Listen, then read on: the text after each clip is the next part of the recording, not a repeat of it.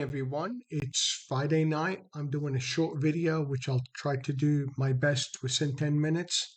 You can check us out at Axel as well as Solstice. We are on X, Instagram, as well as Discord, as well as YouTube. The weekly video on the YouTube channel is for free for everyone, and we'll talk about the overall market. Remember, we're not a broker dealer. Our past performance doesn't give us any indication of future results. Let's go to the first slide that I have up here on the chart. And what I did, I put actually micro Bitcoin, which is the commodity. I could have used regular BTC, but I used micro BT because I do not have a lot of Fibonacci's or levels or point of controls on it. But I wanted to show the prior year, the consolidation of Bitcoin around the 50%. That was the bottom for the year in 2024. That was the high in December of 2024. We had the small reset. We created like a rounded bottom. We fell back down to the 61.8, retested the consolidation of that 74,000 right here and the gap up here, and we rallied back up, and the 5 simple moving average reversed on a breakdown of that linear regression downtrend channel wedge, and the RSI reversed back up and created a shoulder. This was a shoulder, this was the head. On the right side, I was expecting a little bit more lower on the right shoulder. Unfortunately, it came a little bit on a higher angle where you can see the support was down here and the resistance was up here on the breakout. And eventually we broke out above that 108, 112 area, and we eventually broke up and we retested the 114.6 Fibonacci. I am still looking between the 100 and the 123. If the 114.6 acts as resistance, I am looking for the backside of the breakout of the 110, 112 and the backside of this channel. If it does act support, coming back in here, it'll give you an opportunity to buy to continue higher. We're going to trade what we see, not what we think, because most people, if you take the distance of this breakout right here where it was in consolidation in this box and that 74,000 breakout on this gap, rally up, that distance you travel from here to here, it's identical from here to here. So even if you duplicate from here to the top, everybody's looking at the 145 to 148,000 up there. But in case we do not clear the 114 and 123 and we come back to the breakout, this is an opportunity for everyone to look for a small reset to continue higher. But if it does break this channel and the backside of the 100% retracement, then things do change to the opposite side. Let's go to the next slide. Remember where you can check us out at Solstice ATR as well as Axel. Give us your commentary and let us know what you think of this video. Let's go to the first slide that I have up here. And what I did, I put the New York Composite Electronically Traded Fund, NYA, and I had put the annual high for the year as well as the January low for the year on the weekly. The retracement of that shoulder here, we did not kind of create a cup.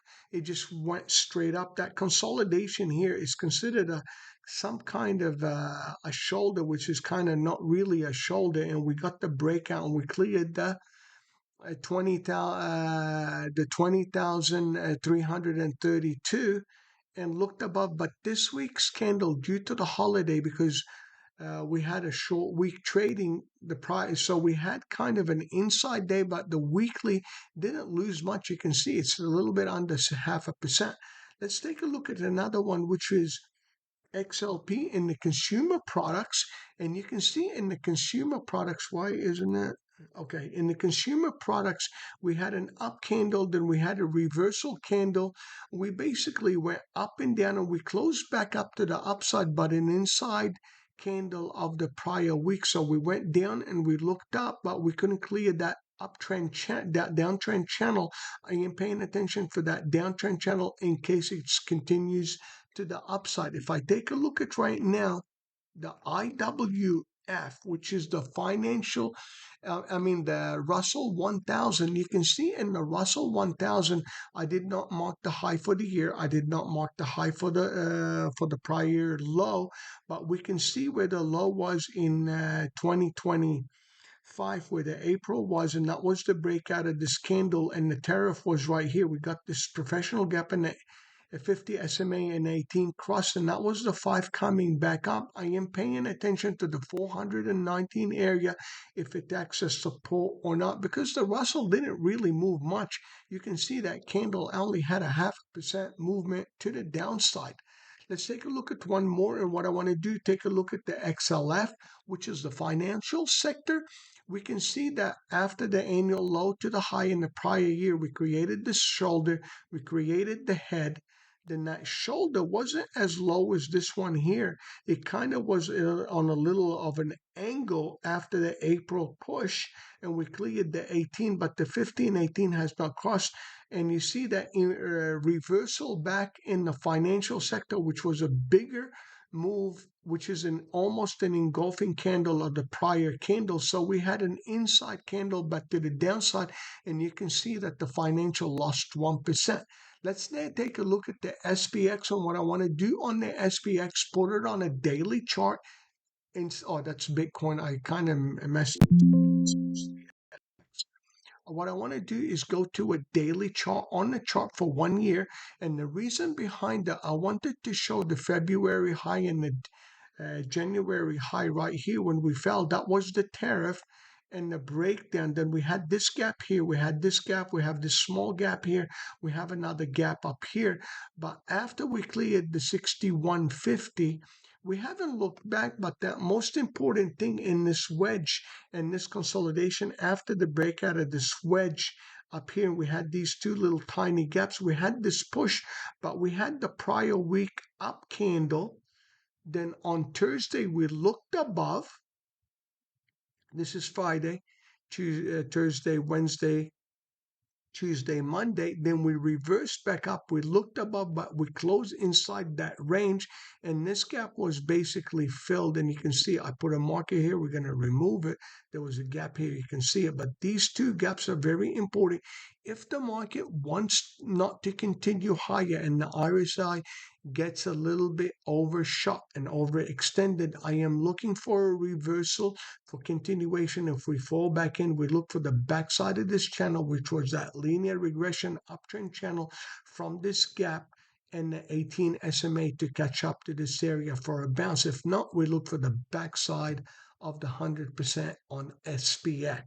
So let's go to the next slide, and I want to use the NDX. And in the Nasdaq, I'm still using the same thing, which I should not be. Let's put it back at SPX and unlock it. So now we can use the NDX. And I can see that the NDX, after that move down, we had that sharp, we have this gap, we have this island here, which we got filled. There's one more here. This one got filled. You can see it here. And there's one more up here. If I zoom in here, we have been grinding on these gaps. There's one here that was filled here. We're no longer valid. There's one more here that's never filled. So I got these two here, but I am in an uptrend looking at the Nasdaq. We pushed very sharply, consolidated, got that gap. We filled the gap, and we've been inside this range. And the Nasdaq really didn't move much in all the 5-day range. We were under, we looked up, we fell back in, but didn't do much in the Nasdaq. So the most important thing, I'm paying attention to the tech sector in relationship to the semiconductor, as well as gold, as well as silver, and as well as the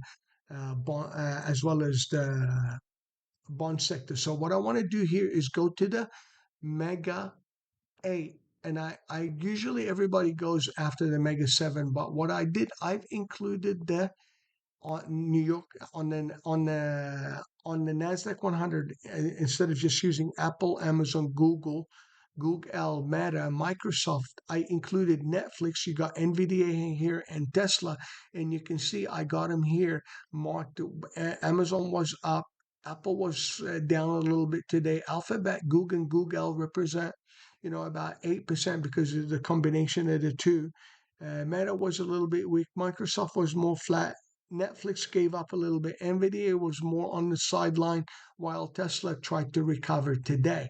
So if I look at this consolidation from here, from the prior year highs in December, and the January, February highs, then the reset to April, then we had this breakout, then we consolidated here after the tariff news was down here. We rallied up, but you can see that in that consolidation, we're being more or less hugging the 18 SMA, retested it a couple of times, rallied up, came back, retested it, but the momentum in the 5 simple moving average starting to get weaker. If there's going to be weakness, I'm looking for the backside of this channel. If the 18 doesn't hold and the 50 to buy in this area for continuing, because there was a lot of consolidation here above that combination of those instruments in this area should act as support, and the 50 doing the catch up for a reversal back up. So I hope in the combination of those instruments, they do help you out. Last but not least, what I want to show you is the S&P usually by itself as well as the Nasdaq. But what I'm going to do is unlock it, and I'm going to use the S to do the measured move as well as the Nasdaq. Last time I used the SPY. So what we're going to do, you can see the annual where we called the tariff breakdown here, and the reversal in April 9 at the 51.45, and the rally up including the gaps. So what we're going to do is take this area here in this consolidation. Remember, I had this oval here and this oval. We have reached the peak, but it does not mean that we can continue. We can, but we don't have to. So what I'm going to do is go to an intraday. You can see here, I can go in the time frame. We can go intraday. We can do about 10 days or 15 days just to show you how to calculate it. We can go to a 2-hour, 4-hour, or 6-hour. Let's do, since we are doing 10 days, I'm going to use a 2-hour chart, and it's going to show you the overnight action. So this peak from the prior week here before the holidays, you can see Friday was a holiday. We pushed up, we came back in. We had it overnight trading in the Asian market as well as the European, but the 4th of July was off. We came back on Sunday on a gap up. We fell down Monday. Tuesday was an inside trading day. Then Wednesday, we tried to look up, but did not clear the Sunday or the Monday's high. Then we rallied up. We looked up on Thursday and we fell back in this range. So my high for the week is up here. My low for the week is up here. It's down here. So what I do, I go get the measuring tool. We grab the high from here to this low for the week, and I extend it to the 5th, edit the property because the weekend was the Friday. So we go to the 5th. We have the extensions to the upside as well as the downside. You can see the downside, the minus 100, and the upside is vice versa to the upside if there's going to be momentum going up towards the 180, 200%. So we're going to trade what the RSI offer us. Remember, we had range bound in this area for almost 1, 2, 3, 4, 5 holiday, 6, 7 days in this range until we broke out from this area. When we looked up, you can see the retest here. If you want to consider those another 5 more days, that would be 10 days in the same range, but we are above the prior week's range. So this is the S&P 500, or you can use the SPY. Let's do the micro NQ, and I'm going to do the same thing. We're going to look at the weekly high. You can see I did the measured move in the prior week. We're going to remove it, remove this drawing.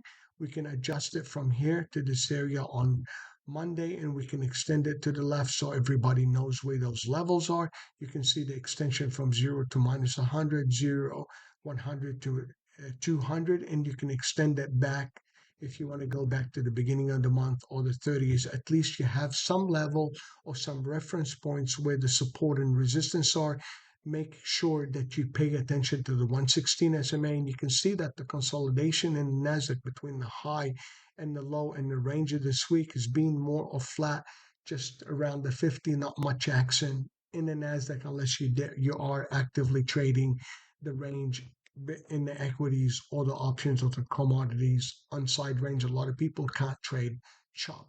Last but not least, what I want to do is take a look at the micro GC gold. And what I'm trying to show you is that we were in a downtrend. If I draw a downtrend channel here, we were in compression. You can see that downtrend channel we broke out, and we had this linear regression downtrend.